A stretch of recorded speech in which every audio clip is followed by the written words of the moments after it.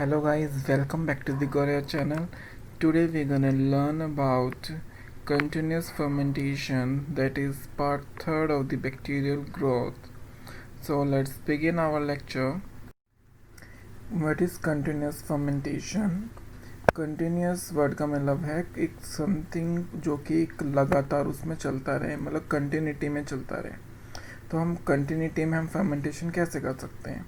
Continuous form में हम क्या करेंगे, हम ऑर्गेनिज्म का एक्सपोनेंशियल ग्रोथ फेज़ को बढ़ाएंगे कैसे? हम जो बायो रिएक्टर है जिसमें हमने ऑर्गेनिज्म को हम ग्रो करवा रहे हैं, फर्मेंट करा रहे हैं, उसमें हम न्यू मीडियम, फ्रेश मीडियम उसमें ऐड करेंगे।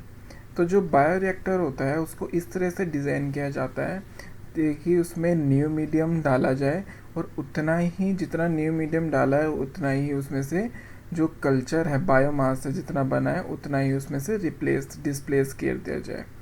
तो ऐसे मीडियम में क्या होता है, जब हम कंटिन्यूसली उसमें हम मीडियम फीड करते रहते हैं वेसल में, तो इससे क्या होता है, एक सूटेबल रेट पे स्टडी स्टेट डेवलप होता है। तो जो स्टडी स्टेट है उसमें क्या होता है, इसमें न्यू मास बनता है, न्यू बायोमास बनता है वेसल में, और वो जो बायोमास बनता है वो इक्विवेलेंट होता है to the loss of the cell from the vessel. जितना लॉस हुआ है सेल का उतना ही, मतलब वो इक्वल रहता है दोनों चीज़। तो जो कंटिन्यूस कल्चर है उसमें एक ओपन सिस्टम होता है जिसमें कि फ्रेश मीडियम डालते हैं कंटिन्यूसली और एक कांस्टेंट रेट पे। लाइक हमारा जो प्रोडक्ट है 2 दिन बाद बन के तैयार होगा, तो हम क्या करेंगे, उसमें से 2 दिन बाद हम जितना बना है उतना, जैसे कि 5 लीटर की क्वांटिटी है सपोज़, तो उसमें से हम क्या करेंगे, 2.5 लीटर निकाल लेंगे और 2.5 लीटर उसमें ऐड कर देंगे। तो मतलब जितना हमने डाला है उतना उसमें हमने ऐड भी करा है, वो निकाला है। तो एक कंटिन्यूस फॉर्म, मतलब एक इक्विलिब्रियम उसमें मेंटेन रहा है। तो ये मेंटेन रहेगा अगर उसमें हम कंटिन्यूसली ऐसे ही कॉन्सेंट्रेट पे उसको हम न्यू मीडियम फीड करते रहेंगे और पुराना मीडियम उसको निकालते रहेंगे। तो ऐसे फर्मेंटेशन को बोलते हैं कंटिन्यूस फर्मेंटेशन। तो ये जो कंटिन्यूस फर्मेंटेशन का ये डायग्राम है, इसमें हम क्या करते हैं, यहाँ से हम एज यू कैन सी, जो ये वाला पोर्शन है, यहाँ से हम ये वाला जो वॉल्व है, यहाँ से हम फ्रेश मीडियम को ऐड करते हैं। जो ये वाला पाइप है, यहाँ से स्ट्राइल एयर और अदर गैसेज जो हमें ऐड करनी होती है वो डालते हैं, लाइक CO2 या ऑक्सीजन। और ये जो है फ्लो रेट रेगुलेटर है, नॉब है ये, जिससे कि हम फ्लो रेट को मेंटेन कर सकते हैं। ये गैसियस हेड स्पेस है, यहाँ पर फॉर्म बनता है जब यहाँ पर जो ये मिक्सिंग करेगा, ठीक है, तो यहाँ पर क्या होगा, फॉर्मेशन होगा। तो इसलिए हमें ऊपर का स्पेस एम्प्टी रखना होता है ऑलमोस्ट। और ये क्या कल्चर वेसल है, मतलब बायो रिएक्टर है, ये हमारा कल्चर है। और ये ओवरफ्लो या एफ्लुएंट कंटेनिंग, मतलब जो भी हमारा मटेरियल बन रहा है, ये हमारा फर्मेंटेशन का प्रोडक्ट बन गया, तो इसको हम इस पाइप से इसको हम निकालेंगे, मतलब यहाँ से ऐड करेंगे और यहाँ से उतना ही इक्वल अमाउंट निकालेंगे। बट हमें जो स्पेस है वो काफ़ी हद तक खाली रखना पड़ता है, बिकॉज जब भी इसमें रोटेशन होता है, मिक्सिंग होती है, तो फॉर्म प्रोडक्शन होता है, फॉर्म बनता है, फॉर्म फॉर्मेशन होगा। तो फॉर्म फॉर्मेशन से भी काफ़ी ज़्यादा स्पेस चाहिए होता है फॉर्म फॉर्मेशन में। तो फॉर्म फॉर्मेशन को रोकने के लिए वैसे हम ऑयल्स का यूज़ करते हैं, एंटी फॉर्म ऑयल्स का। तो बट फिर भी फॉर्म होते हैं कुछ हद तक, बट उसको हम, इसलिए हमें जो स्पेस है उसको थोड़ा खाली रखना पड़ता है। जो ग्रोथ रेट है सेल का will be less than dilution rate and will be washed out of vessel at a greater rate than they are being produced, which result in decreased biomass concentration. Substrate concentration in the vessel will rise because fewer cells are left in vessel to consume it. Increased substrate concentration in vessel will result in the cell growing at a greater than the dilution rate, and biomass concentration will increase and steady state will be re-established. Likewise, if growth rate of the cell will be more than dilution rate, vice versa will happen and steady rate will be re-established. Under steady state condition, the specific growth rate is controlled by the dilution rate, which is a controllable variable. An important objective of continuous culture operation is to control cell growth at a level at which productivity is optimum. There are several ways in which this can be achieved. जो हमारा continuous fermentation है, basically उसके 3 type है. First is chemostat, second is turbidostat, third one is biostat. Chemostat मतलब जिसमें कि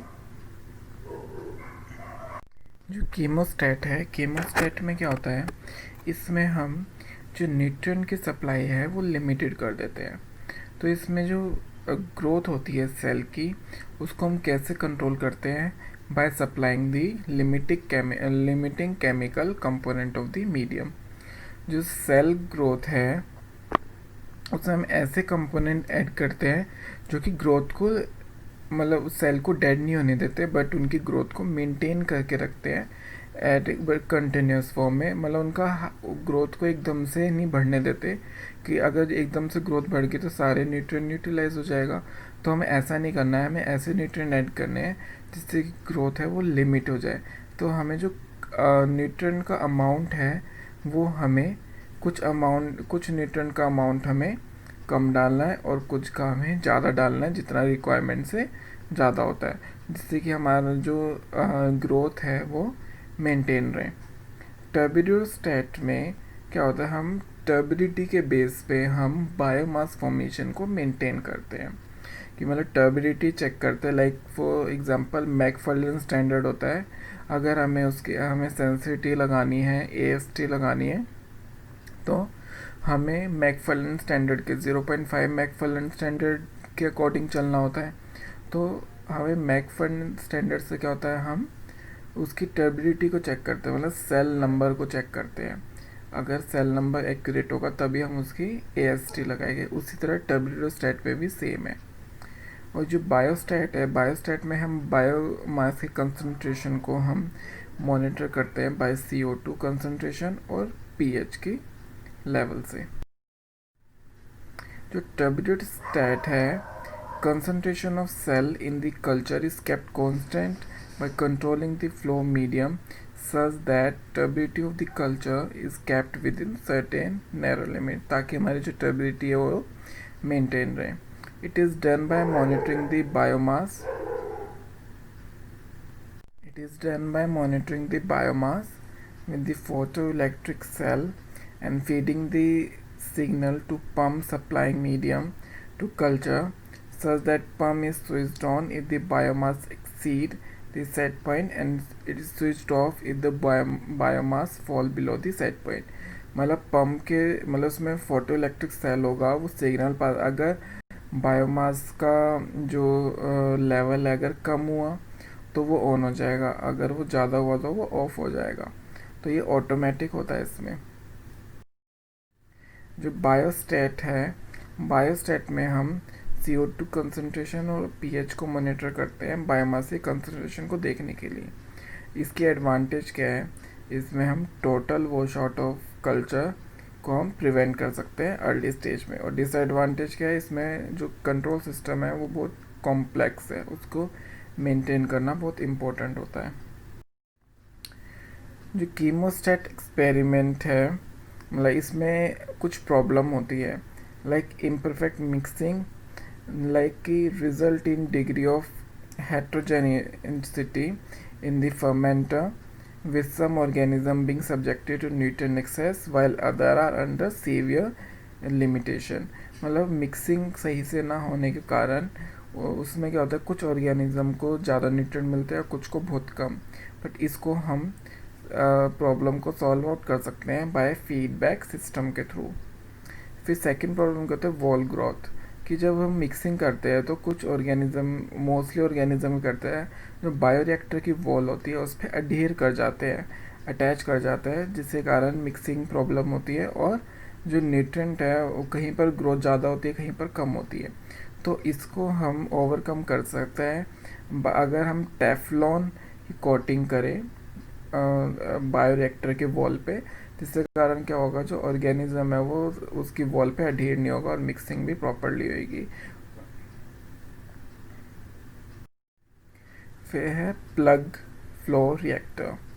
plug flow reactor में क्या होता है, एक ट्यूबुलर स्ट्रक्चर होता है ये, दिस इज ऐसा, इसके थ्रू हमारा मीडियम फ्लो करता है, इसमें ही मिक्सिंग होती है, इसमें कोई बैक नहीं जा सकता, इसमें सिर्फ आगे की तरफ ही इसमें फ्लो करता है।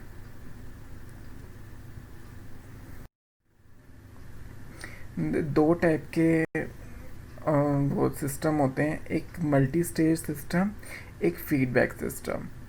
तो फर्स्ट हम पढ़ेंगे मल्टी सिस्टम। जो मल्टी स्टेज सिस्टम है ये मोस्ट कॉमन मॉडिफिकेशन है कीमोस्टेट का। Different conditions prevail in separate stages. Advantages in utilization of multiple carbon source and in production of secondary metabolite. Klebsiella aerogens grow on mixture of glucose and maltose. It is an example.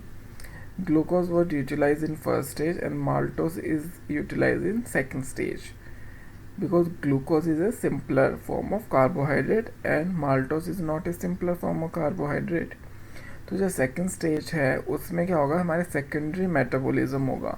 Second stage क्या करेगा, हमारा act करेगा, hold act as a holding tank, और जो growth rate होगा वो smaller होगा than that is in the first stage. तो इसको हम, इसमें जितना भी है सेकेंडरी मेटाबोलाइट इसमें प्रोड्यूस होगा। Application of continuous culture. First है waste water treatment, single cell protein के प्रोडक्शन के लिए, continuous beer production, continuous amino acid organic acid production के लिए, continuous ethanol production and continuous bakeries production के लिए। फिर है फीडबैक सिस्टम। फीडबैक सिस्टम ये भी एक मॉडिफाइड फॉर्म है कीमोस्टेट का। इसमें जो बायोमास की कंसंट्रेशन है कैसे अचीव हो सकती है, दो मेथड से, एक इंटरनल एक एक्सटर्नल। जो इंटरनल है उसमें क्या होता है, limiting the exit of biomass from chemostat in such a way that biomass in effluent stream is less concentrated than in the vessel. और जो एक्सटर्नल होता है उसमें क्या होता है, effluent stream is subjected to biomass separation process. जो अपने इफ्लुएंट है उसको हम क्या करेंगे, बायोमास को उसको सेपरेट करेंगे। सेपरेट कैसे कर सकते हैं, सेडिमेंटेशन और सेंट्रीफ्यूगेशन प्रोसेस के थ्रू, और returning a portion of the considered biomass to a growth vessel. और जो भी हमारा सेंट्रीफ्यूगेशन के बायोमास है, मतलब सेल है, उसको हम वापस से रिएक्टर में ऐड कर देंगे, जो कि दोबारा से स्टार्टर कल्चर की तरह एक्ट कर सकता है। So thank you for watching my video and please do like share my video and watch my first part, second part of the bacterial growth or bacterial fermentation. Thank you.